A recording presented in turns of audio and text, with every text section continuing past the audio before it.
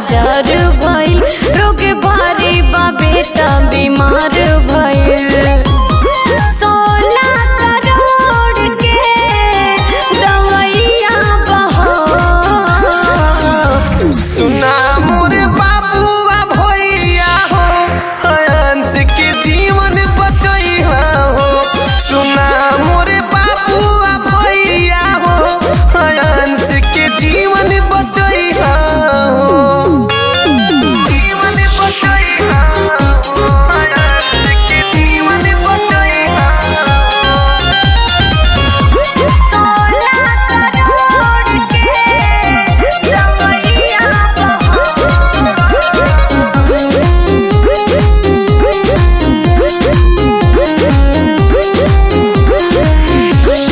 छोटी सी उमरिया में गरहन लगा, दुनिया के बाबू जरूरत पड़ा। दुनिया के बाबू जरूरत पड़ा। सबके हुआ आगे आगे करा सहयोग हो। लाखों करोड़ों में होला ई रोग हो। बनी मझधार के खेवैया हो। सुना मोरे बाबुआ भैया हो, हंस के जीवन बचैहा हो।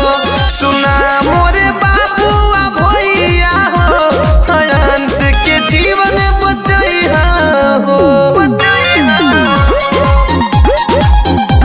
हंस के जीवन बचैहा